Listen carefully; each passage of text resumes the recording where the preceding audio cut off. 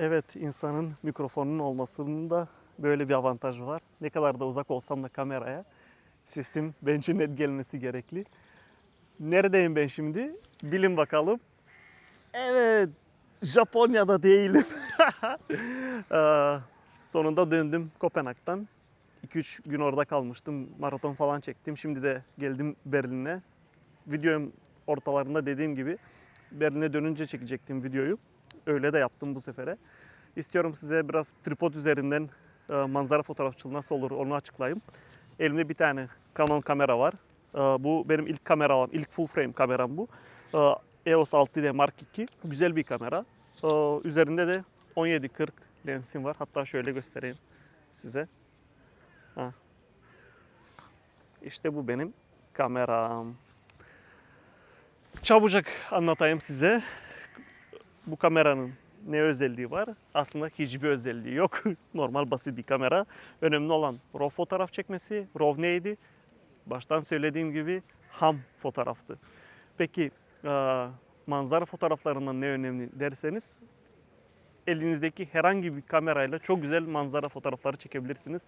Önemli olan yanınızda nasıl bir kamera oldu ya. Önemli olan bakış açınızın güzel olması, önemli olan kadrajlamayı güzel bilmek. Böyle yapan insanları görürseniz onlardan kaçın. Böyle kadraj olmaz. Ya. Neyse, bu arada teşekkür etmek istediğim çok insan var. Ergin olsun, Leman olsun, ablam olsun, annem olsun ve bir iki tane daha arkadaşım bana YouTube kanalıma her zaman beğeni atıyorlar, yorum yapıyorlar. Bana destek verdikleri için teşekkür ederim. Bizim yürüdüğümüz yolda tek başımıza olmamamız. Çünkü bizi motive eden kaynaklar oluyor. Bazı insanların motivesi para, bazı insanların motive olma kaynağı ünlü olmak, bazı insanların kaynağı motive olmasının sebebi mesela bende olduğu gibi diğer insanlara bir şeyler katmak ve bu kısacık ömrümüzde dünyaya pozitif olsa bir şeyler bırakmak. Dediğim gibi belki bir insanın hayatını değiştiririm. Belki benden bir şeyler öğrenir. Belki fotoğrafçılığa başlar. Belki o başka bir insanları tetikler güzel şeyler yapmak için. Ve bu çünkü bunların hepsi aslında manzara fotoğrafçılığıyla çok alakalı. Ben fotoğrafa ilk başladığımda dediğim hani ilk o heves uyandığında içimde çocuktum ve bizim köyümüzde su yok. Sabah erken de uyanıp çeşmeye gidiyorduk su doldurmaya. Güneşin doğuşu bayağı bir güzel oluyordu ve ben bu güneşin doğuşunu hep kaydetmek istemiştim. O anı herkesle paylaşmak istiyor insan. Neyse ve güneşin batışını gördüm. Yani uzun lafın kısası fotoğraf bize o imkanı sağlıyor. Sonu olan şeyleri sonsuza kadar yanımızda kalsın diye. Başka demek istediğim şey de şu. Maalesef hayatta çoğu şey kalıcı değil. Aslında fotoğraf da kalıcı değil. Ama bize biraz yardımcı oluyor bazı güzellikleri kaydetmemiz için. Mesela bir tane yolda yürüyorsunuz, güzel bir çiçek gördünüz ve bu çiçek büyük ihtimalle orada çok uzun süre kalmayacak ve fotoğrafını çektikten sonra artık bu çiçeği bizimle beraber hatırası ve görüntüsü yanımızda uzun süre kalabilir. O yüzden de fotoğrafçılığı seçmemin de sebebi bu. Çok güzel şeyler var ve çoğu güzel şeyin de belli bir sonu var. Fotoğrafçılık sayesinde biz bu anıları bizimle beraber yanımızda taşıyabiliyoruz. Mesela bir yere tatile gittiniz. Kışın çok güzel bir kar manzarası var ve güzelce fotoğraflar çektiniz ve önümüzdeki kış belki de o kadar fazla kar yağmaz. Belki de aynı yere gidemezsiniz. O yüzden de güzelce fotoğraf çekmeyi bilmek çok önemli. Bu arada arkadaki ışık acayip kötü. Tam da lensimin içine giriyor galiba. Neyse. Bu videoda böyle olacak. Sanki diğer videolar sanki çok güzeldi. Neyse o zaman yavaştan geçelim manzara fotoğrafçılığına. Çok fazla konuştum. Bakalım bu hiperfokal mesafe neymiş? Çünkü fotoğrafçılıkta çok fazla bir matematik yok. Ama yine de biraz matematik bilmemiz gerekli. Şu köşeye birazdan hiperfokal mesafenin nasıl hesaplandığıyla alakalı bir tane formül yazacağım.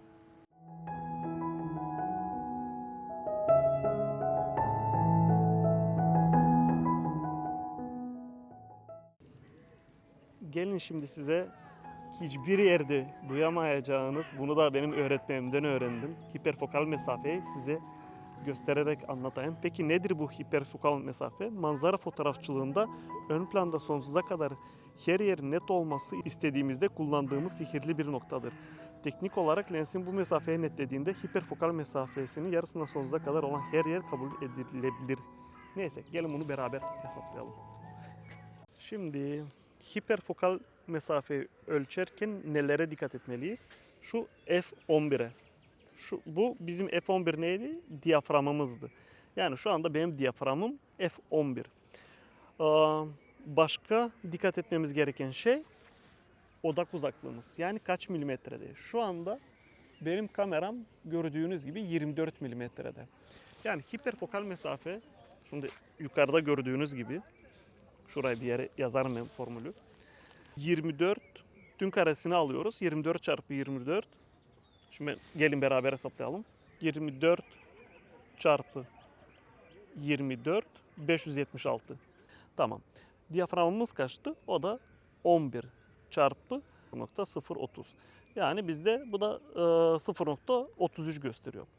Tamam. Şimdi odak uzaklığımızın karesi 576 bölü 0.33 yani 1745. Yani bu şu anlama geliyor.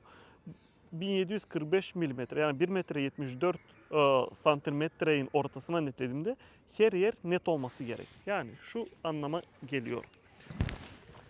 Şu kameramla ben odakladığımda aşağı yukarı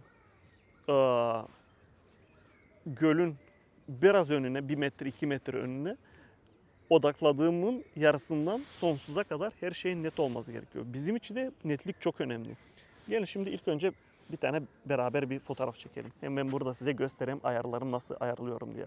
Buradan ben baktığıma göre burası bizim pozometremiz, histogramımız. Sol taraf karanlık, sağ taraf çok parlaklıkla.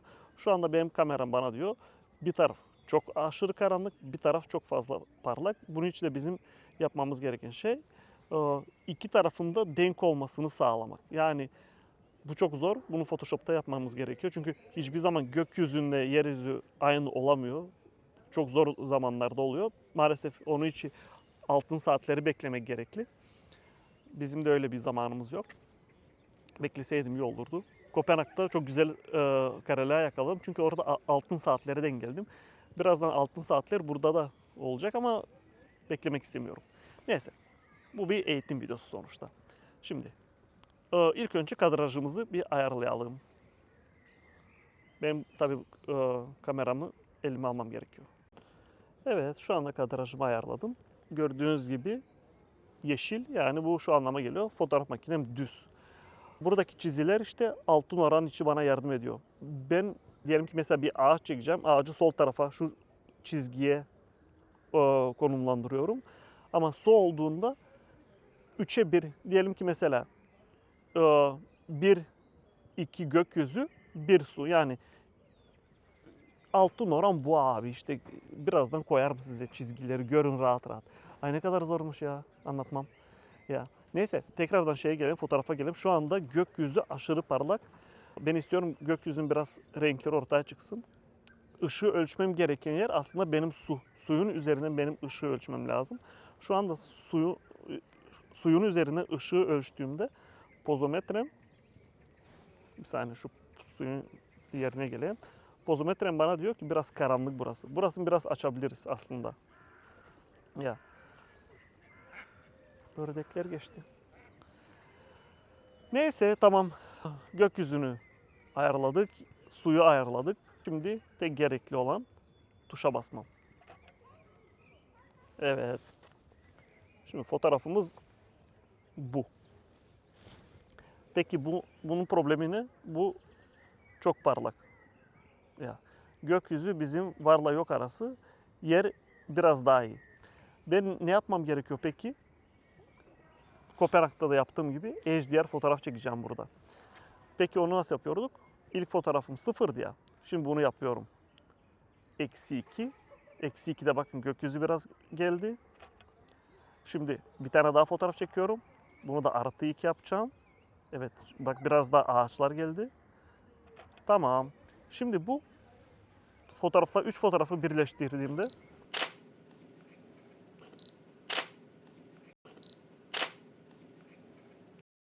HDR dediğimiz şey oluşuyor.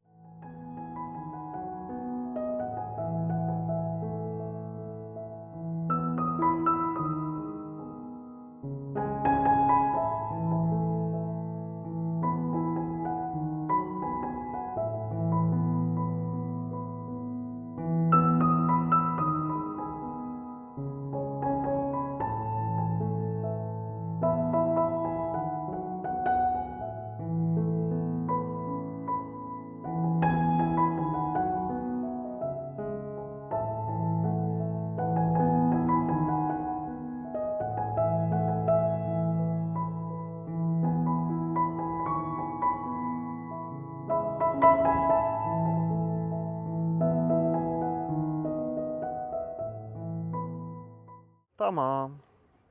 Peki yalancı HDR neydi? Yalancı HDR'da makine kendisi çekiyordu HDR fotoğrafı. Şimdi size onu da göstereyim HDR nasıl çekiliyor diye. Bu aslında fotoğraf makinesi menüsünde de olabilir. Şu anda benim HDR modu kapalı.